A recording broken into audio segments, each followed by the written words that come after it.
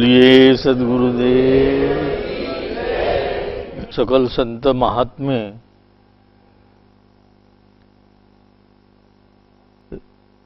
भाई लोग,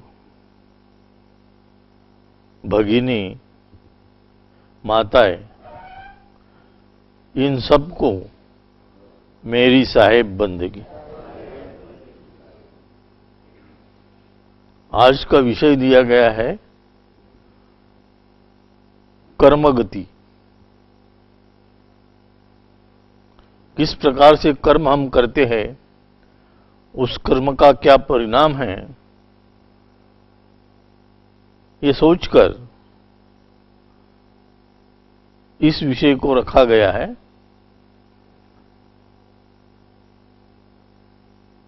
क्या कर्म अपने शरीर पर स्थायी प्रभाव छोड़ते हैं? सोचो जरा।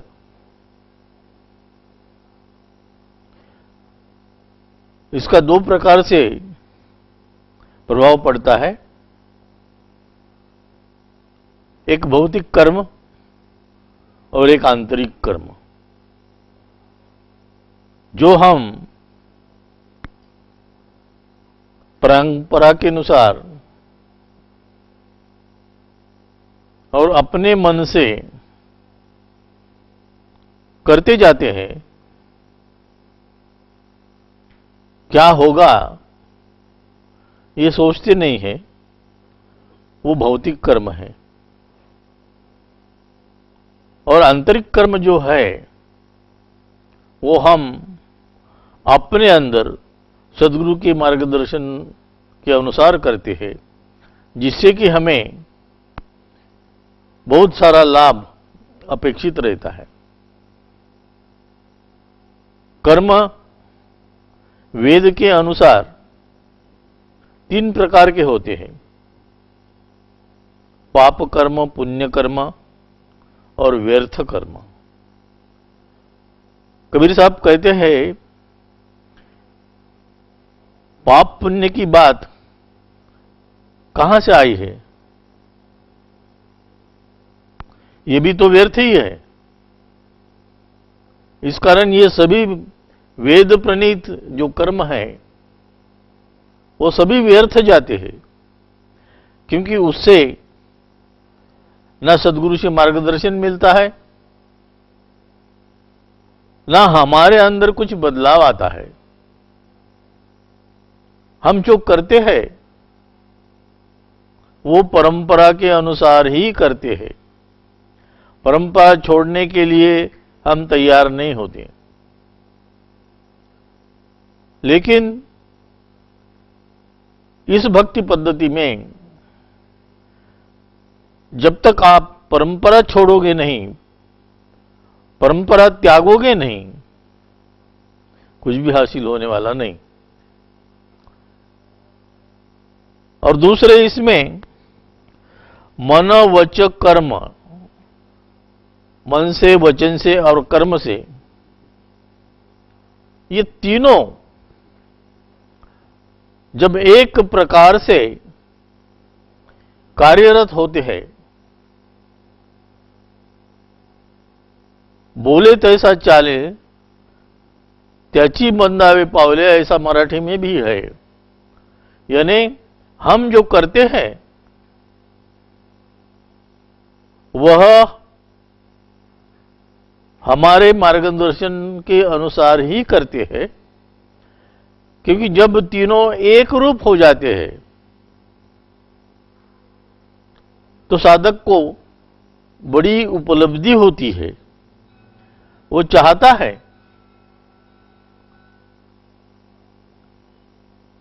कि मेरे कर्म, मेरे वचन एक जैसे हो, उसमें फर्क न पड़े।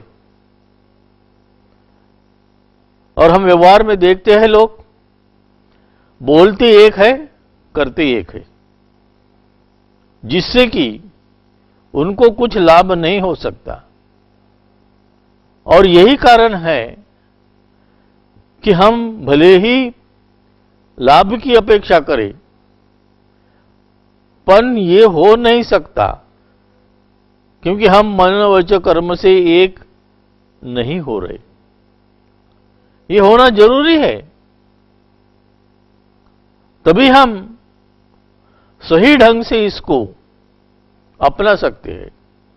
जब तक सही ढंग से हम कर्म करेंगे नहीं, तो उसके फल की अपेक्षा भी नहीं कर सकते।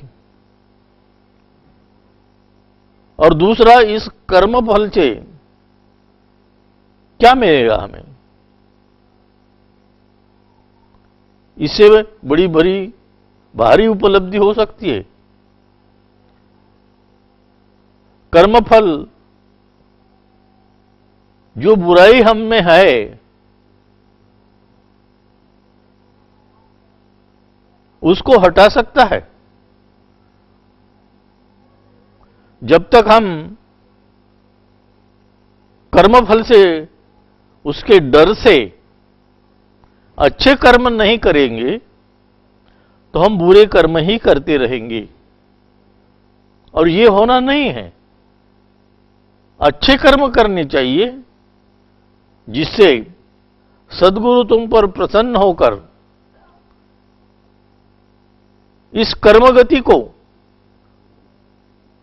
कैसे हम समझ सकते हैं, कितने देर उसमें लिप्त रहते हैं, यह सब कुछ समझा जा सकता है। क्योंकि जिस तरह से हम कर्म करते हैं, उस तरह से कर्म के लिए कबीर साहब कहते हैं, हंसा छांड कर्म की आशा, छोड़ दे कर्म की आशा। क्योंकि हमारे जो कर्म है, वह हमारे आंतरिक इसके लिए कोई काम के नहीं, हमको बुराई से ना बचाते हैं वे। क्योंकि आप सद्गुरु के कहने के अनुसार अपने आप जब तक सुधारोगे नहीं, उसमें कुछ बदलाव होने वाला नहीं। कर्म काल सब जगत नसावे, देखो कर्म सब जगत को नचा रहा है, फिर करत गासा, और फिर से आपका ग्रास ले रहा है, आवागमन की चक्र में डाल रहा है। ये कर्म आपको आवागमन के चक्र से नहीं बचा सकता। उपजत बिनसत कर्म ही कहिए, कर्म ही जगत विनाशा। विनाश के लिए कौन जवाबदार है? कर्म ही है, क्योंकि हम ही ने निर्माण किया है उसको। अपने मन से हम कर्म करते जाते, तो फिर क्या नतीजा होगा? कर्म ही काल दयालपुनि कर्म ही, कर्म ही को है सब त्रासा। हम कहते जाते ये कर्म ही हमारा काल है, क्योंकि हम गलत कर्म करते। जो सद्गुरु के मार्गदर्शन अनुसार हमारा कर्म करना कर्तव्य है, जिससे हमें भेद मिलता है, उस भेद को पाकर हम अपने आप में बदलाव ला सकते हैं। यदि आप बदलाव नहीं ला सकते, तो आपको जो आपकी कर्मगति है,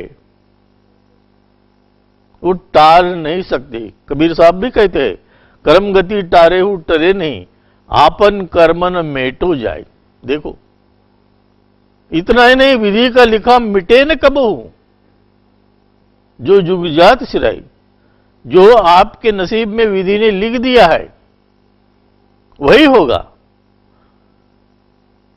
पाथर फोड़े शीश, उस पत्थर के सामने आपने कितना भी सर पटका, तो भी उसका कोई नतीजा होने वाला नहीं है, कुछ भी फायदा होने वाला नहीं है।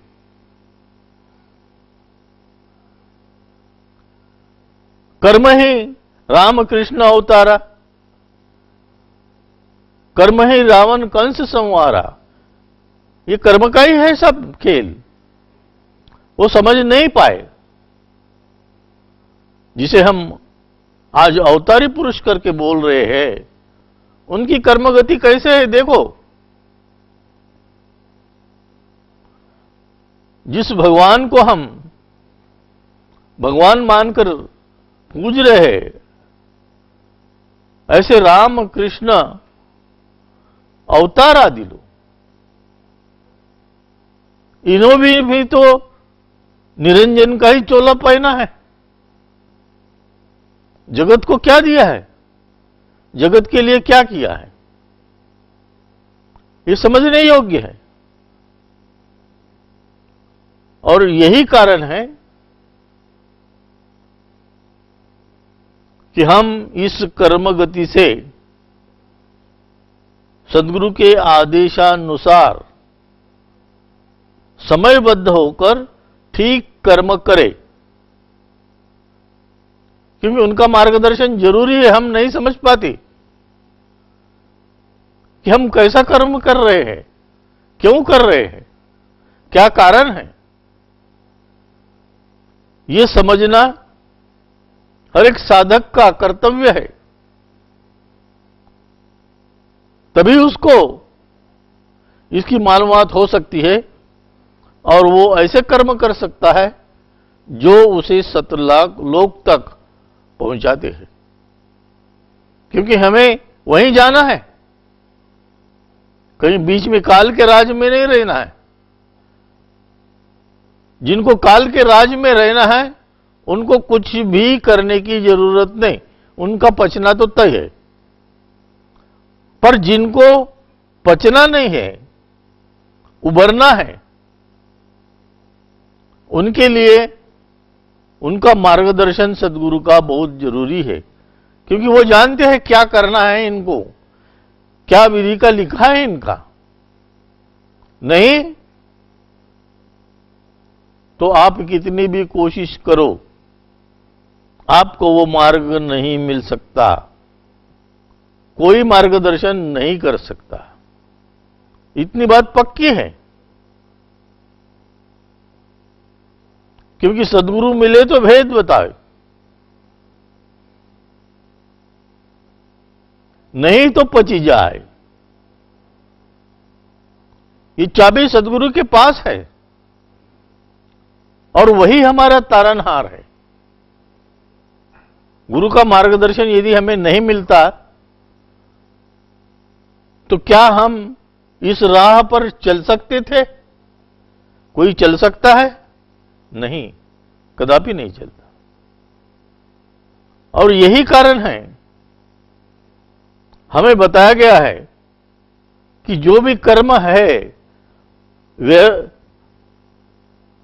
वेद के अनुसार जो करते हैं हम, वो कौन से है?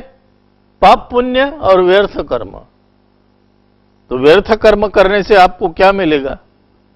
आप जब तब पूजा अर्चा तीर्थ व्रत करते रहेंगे, लेकिन उससे क्या आप उबर सकते हो?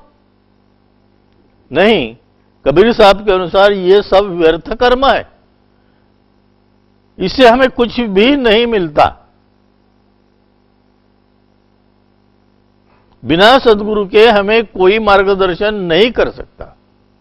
इसलिए ये जरूरी है कि इस बात को समझो कि आपको क्या करना है, क्या नहीं करना है। कुछ भी नहीं किया तो भी आपका पचना तो तय है ही, इसमें कोई दो राय नहीं है। पर यदि हमें तरना है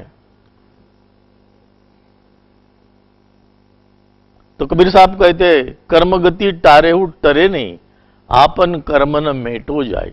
देखो, यदि एक युग सर पर से चले गया तो भी ये कर्म गति टल नहीं सकती। और यही कारण है कि इस जगत में आए हुए सूरमा, जिन्होंने बहुत सारी बातें, आचार विचार नियम जगत को दिए हैं, पर काय के लिए? यही रहने के लिए, यहां से उबरने के लिए नहीं है। तो ये जो कर्म गति है हमारी, वो जिस तरह से हम उसको समझ पाते हैं, उससे ये पता चलता है कि हमारी कर्मगति हमको समझाने वाला कोई तो भी चाहिए, नहीं तो हम नहीं समझ सकती। और दूसरा कोई नहीं है, वो सद्गुरु ही है जो आपको समझा सकता है, अन्यथा कोई दूसरा समझाता नहीं है। कर्म गति टारे हु टरे नहीं, आपन कर्मन मेटो जाई।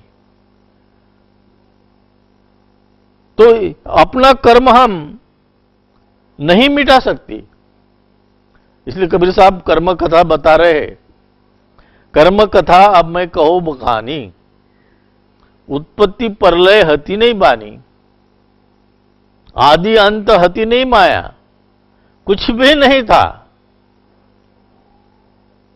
तो तब की बात कर रहे, चारों खानी कर्म अधिकारी, चारों खानी मिली कर्म दृढ़ाई। देखो, चारों खानी में हमको कर्म करने पड़ते हैं। चार खानी कौन सा है? अंडज, पिंडज, ऊष्मज, स्थावर। ये जो चार खानी है, इसमें हमको कर्म करने ही पड़ते हैं। और कर्म गति इसी से डिसाइड करती है हमें।